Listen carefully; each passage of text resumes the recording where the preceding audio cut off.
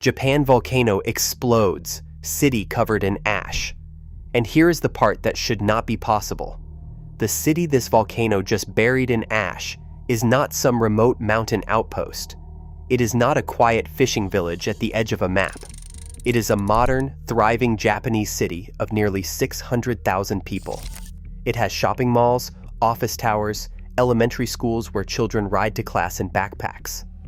And sitting just 4 kilometers away, that's roughly the distance from one end of Central Park to the other, is one of the most active volcanoes on the entire planet. Not dormant, not sleeping, erupting, right now. So how does a city this size live this close to something this dangerous? And what happens when it finally loses its patience? To understand what just happened in Kagoshima, Japan, you have to understand something that most people in the world have never been asked to think about. Most of us live near things that could be dangerous: a busy highway, a floodplain, a fault line running under the city. But we also live with the quiet assumption that the worst-case scenario is years away, maybe decades, maybe never in our lifetime. The people of Kagoshima do not have that luxury. They wake up every single morning with a volcano on the horizon. Not a painting of one, not a photograph. A real, breathing, ash-spitting, rock-throwing, actively erupting volcano named Sakurajima. And on the morning this video is about, at 5 a.m. local time, that volcano didn't just erupt. It erupted for 7 straight hours. The ash plume climbed 12,000 feet into the sky. That's more than 2 miles straight up. It darkened the morning sky over a major city. It coated streets, cars, rooftops, and parks in a layer of fine gray powder. Ash warnings went out across all of Kagoshima Prefecture. And then, when it was over, the residents of Kagoshima did something remarkable. They went to work. They sent their kids to school. They swept off their cars and got on with the day. Because in Kagoshima, this is not a crisis. It is not an emergency. It is not even particularly unusual. This is Tuesday. Zoom out. The problem isn't just one active volcano near one city. It is the geography of an entire nation built on top of one of the most geologically unstable regions on Earth. Japan sits at the collision point of 4 tectonic plates, massive slabs of rock that make up the Earth's crust, grinding and sliding and diving underneath one another in an endless slow-motion collision. The result is a country that holds more than 110 active volcanoes within its borders. That is roughly 7% of all active volcanoes on the entire planet, packed into a chain of islands smaller than the state of California. Earthquakes rattle the country more than 1,500 times per year, most of them too small to feel, but the reminder is always there, always underfoot. Japan does not exist despite its geology. Japan exists because of it. The same tectonic violence that threatens cities also built the mountains, shaped the coastlines, and created the volcanic soil that makes Japanese farmland extraordinarily fertile. The nation has been negotiating with its own geology for thousands of years. And at the southern tip of the island of Kyushu, where the geology gets particularly wild, sits the crown jewel of Japan's volcanic drama, Sakurajima. The name Sakurajima translates roughly to Cherry Blossom Island. It is a beautiful name for something that does genuinely beautiful and terrifying things. The volcano rises 1,117 meters above Kagoshima Bay. That's 3,665 feet, taller than most peaks on the east coast of the United States. It has 3 summits: Kitadake to the north, Nakadake in the middle, and Minamidake to the south. Kitadake is quiet, dormant for centuries. But Minamidake is another story entirely. Minamidake is the active heart of Sakurajima, and it has been in a state of near constant eruption since 1955. Not occasional eruptions, not seasonal outbursts. Near, constant eruption. Between 1955 and 2023, Scientists recorded an average of 204 eruptions per year. That is roughly one eruption every 2 days, every year, for nearly 7 decades. Kagoshima has been dusted in volcanic ash more times than anyone has bothered to count. And here is the detail that reframes everything about this city's relationship with the volcano. Sakurajima is not on the opposite side of a mountain range from Kagoshima. It is not across a vast ocean. It is sitting in Kagoshima Bay, visible from the city's waterfront on any clear day. The gap between the city and the volcano's edge is just 4 kilometers. 4.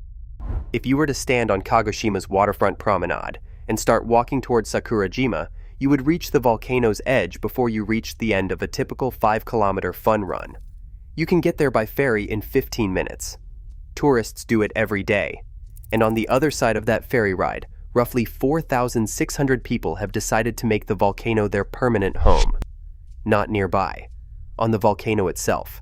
They farm its fertile slopes. They run guest houses. Their children go to school there. And those children wear hard hats on the walk between classroom buildings, because Sakurajima occasionally throws rocks large enough to cause serious injury, into the surrounding air without warning. This is not folklore. This is school policy. But Sakurajima wasn't always connected to the mainland, and the story of how it got that way is one of the most dramatic geological events in recorded Japanese history. It is a story about lava that moved so slowly you could watch it and still not outrun it if you were standing in the wrong place. Zoom in. Because what happened in January 12, 1914, changed this place permanently. January 12, 1914. 2 powerful earthquakes rattle Kagoshima Bay without explanation. Nobody knows what is coming. Nobody could have predicted the scale of what follows. On January 12th, the ground opens up and Sakurajima explodes in what would become the largest volcanic eruption in Japan during the entire 20th century. Not in the entire history of Japan, not in ancient times, in the modern era, with modern witnesses and modern documentation. The largest eruption in a century. The initial phase was explosive. Massive eruption columns and pyroclastic flows, which are fast-moving rivers of superheated gas and rock that can travel faster than a freight train and incinerate everything in their path. 58 people died. Then, after a magnitude 7.1 earthquake struck on January 13th, something remarkable happened. The volcano shifted gears. It stopped exploding and started pouring. Rivers of lava, thick, slow, unstoppable, began flowing down Sakurajima's eastern flank and into the narrow strait of water separating the island from the Osumi Peninsula on the mainland. The lava didn't stop. By January 30th, it had filled the entire strait and fused the island to the shore. Sakurajima was no longer an island. It was now a peninsula, permanently. The volcanic material that erupted in those weeks totaled an estimated 1.5 cubic kilometers of magma, enough to bury the entire city of Manhattan under dozens of feet of rock. And the ashfall from that single eruption reached as far north as Honshu, Japan's main island, more than 600 kilometers away. It buried villages. It destroyed farmland. It remade the map. And when it was finally over, the people of Kagoshima looked at the smoking, glowing ruin of what had been an island and made a decision that says everything about who they are. They moved back. Zoom in even further. Because the story of living beside Sakurajima isn't just about bravery, it is about an entire community that has rebuilt its daily life around something that could kill them at any moment, and in doing so has become perhaps the most volcano-prepared population on the planet. The 4,600 people who live on Sakurajima's slopes today are not reckless thrill seekers. They are farmers, shop owners, teachers, and retired fishermen who have inherited land on the volcano the same way families inherit land everywhere else, and their daily life is shaped by ash in ways that are almost impossible to grasp if you haven't seen it. When Sakurajima erupts, which happens roughly every 2 days on average, Fine gray ash drifts over the island and, depending on wind direction, across the bay and into Kagoshima City itself. Residents keep ash cleaning equipment at home the way most people keep umbrellas. Schools on the island issue hard hats to children because falling volcanic rocks, called ballistic projectiles, can land within the inhabited zones during stronger eruptions. These rocks are not pebbles. During larger eruptions, projectiles the size of footballs have been recorded landing hundreds of meters from the crater rim. It is not unusual for a school to suspend outdoor activities because of an ash warning, the same way a school elsewhere might cancel recess for rain. Concrete shelters dot the landscape, squat, solid bunkers, built close enough to the roads and farms that a resident can sprint to safety within seconds if the mountain suddenly escalates. These aren't decorative. They are maintained, stocked, and mapped. Every resident knows where the nearest one is. The ash itself is more than an inconvenience. It clogs irrigation ditches, strips the waxy coating from leaves, damages crops, and on heavy fall days, turns the air into something that requires a mask to breathe safely. The Kagoshima city government employs dedicated crews specifically to keep storm drains and gutters clear of ash buildup to prevent flooding when rain mixes the powder into a choking gray slurry. Kagoshima City receives, on average, more than an inch of volcanic ash deposited across the city every single year. Picture an inch of gray powder settling on every street, every roof, every garden, every car in a city of 600,000 people. That is what normal looks like here. Ash. Every year. Life. And yet, the region has a monitoring and early warning system so advanced that it is studied by disaster planners from around the world. Zoom out. Because what Japan built to manage Sakurajima is the reason this story isn't a constant tragedy. Japan's meteorological agency, the JMA, maintains a 24-hour, 7-day-a-week observation program for 47 of the country's most dangerous volcanoes. Sakurajima is one of them. Around the clock, seismometers measure tremors deep inside the mountain. Tilt meters track whether the ground surface is swelling or sinking, a key indicator of magma moving underground. Gas sensors measure the volume of sulfur dioxide escaping from vents, because a spike in volcanic gases often signals that fresh magma is rising from below. GPS units track ground deformation at millimeter precision. And all of that data flows in real time to monitoring centers where volcanologists analyze, model, and assess. When conditions shift, Japan's 5-level volcanic alert system kicks in. Level 1 means the volcano is active, but no special action is needed. Level 2 means stay away from the crater area. Level 3 means do not approach the volcano. Level 4 means prepare to evacuate the surrounding residential areas. Level 5 means evacuate now. Sakurajima typically operates at Level 3, and the population on the island and in nearby Kagoshima knows exactly what each level means and what to do. This is not luck. This is 70 years of building a system that makes living next to an active volcano survivable. If that kind of preparation blows your mind, every subscriber is automatically entered in our monthly giveaway for a branded hoodie. Details in the description. But here is where this story gets truly insane. Zoom way out, further than Kagoshima Bay, further than Sakurajima, further than the 1914 eruption. Because Sakurajima is not just a volcano, it is a child sitting on the rim of something far older and far more terrifying. Beneath Kagoshima Bay, beneath the very water that separates the city from the volcano, there is a structure so enormous and so ancient that it makes Sakurajima look like a campfire. It is called the Ira caldera. A caldera, in the simplest terms, is what is left behind after a volcano erupts so violently that it essentially collapses into itself, leaving behind a massive circular depression in the earth. Think of it as the volcanic equivalent of a building that implodes after demolition, but the building is a mountain, and the explosion is planetary. The Ira caldera is roughly 20 kilometers wide, about 12 miles across. Kagoshima Bay sits inside it. The city of Kagoshima sits on its rim, and Sakurajima sits on the southern edge of the caldera like a child perched on the lip of a bowl. Approximately 30,000 years ago, the system that created the Ira caldera erupted in one of the most violent geological events in Japan's entire history.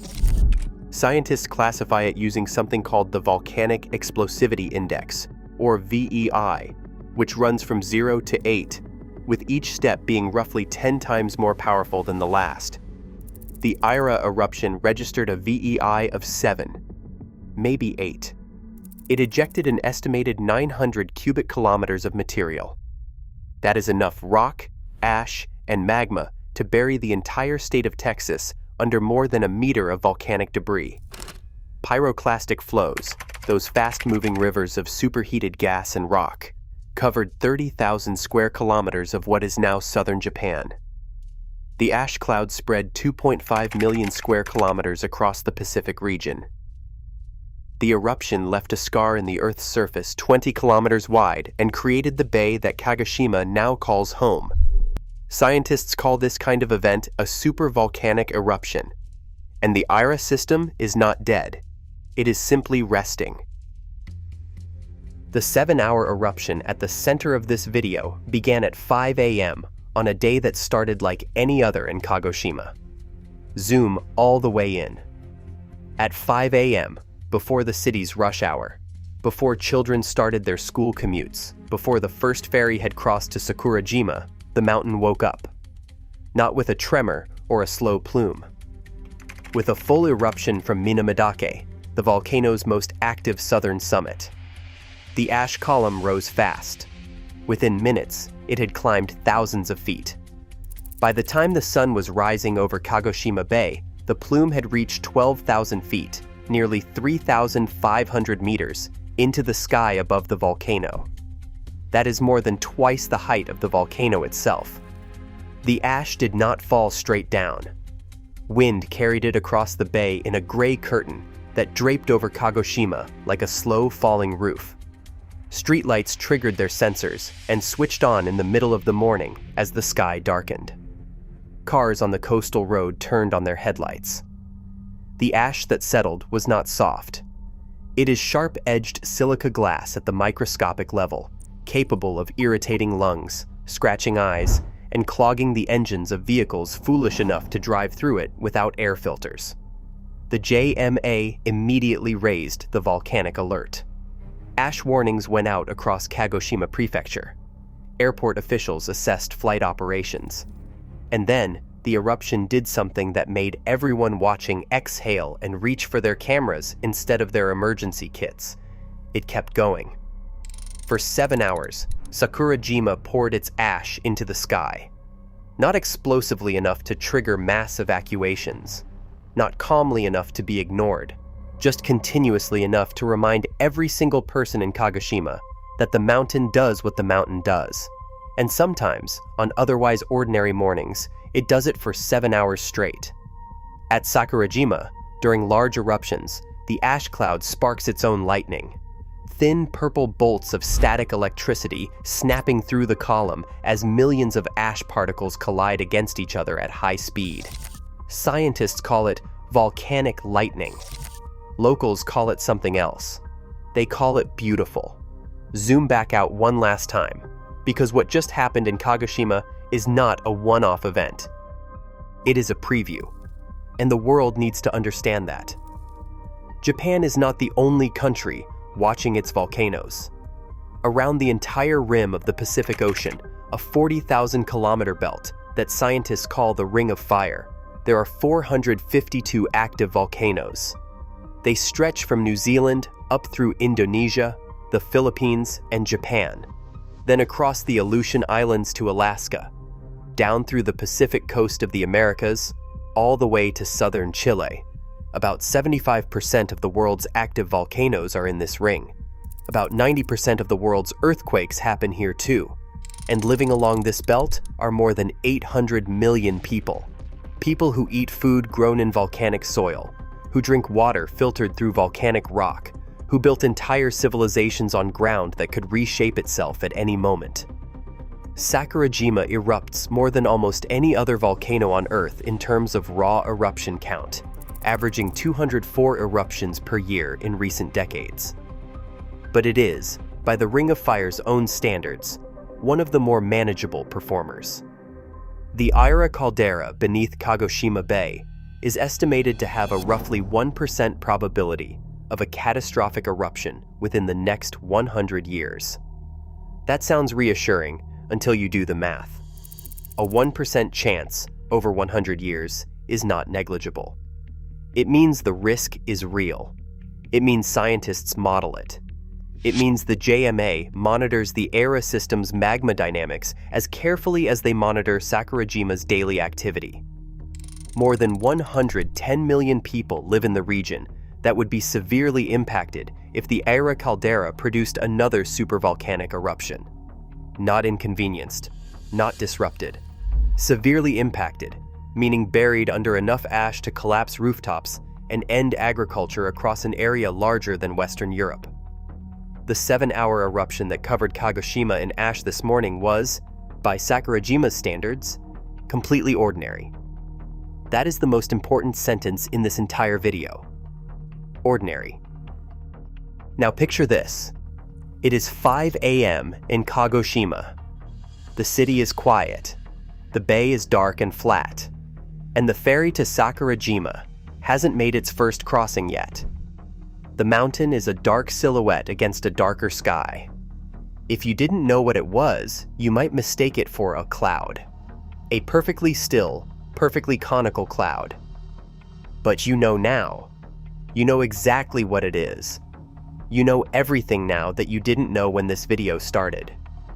You know that the bay between the city and the volcano is the collapsed scar of a supervolcanic eruption that blanketed 2.5 million square kilometers in ash 30,000 years ago. You know that the volcano rising from its rim has erupted, on average, every 2 days for nearly 7 decades. You know that 4,600 people who live on its slopes do so with hard hats and bunkers and a monitoring system that watches the mountain breathe in real time.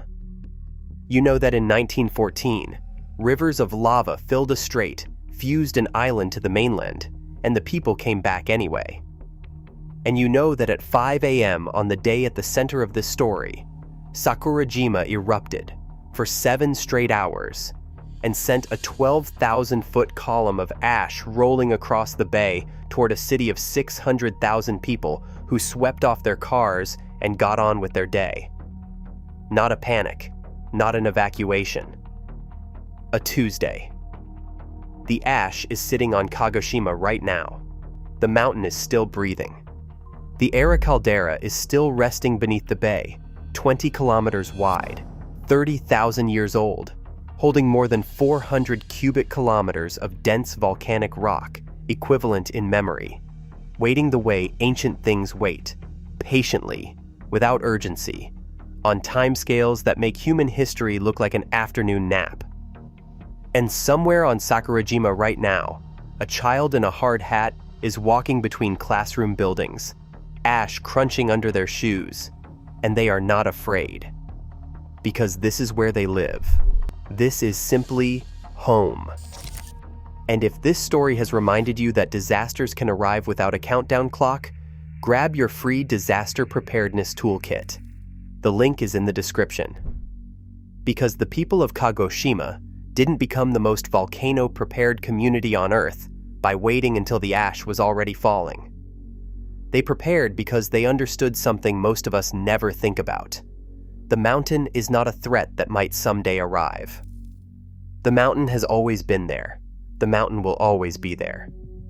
The only question is whether you are ready.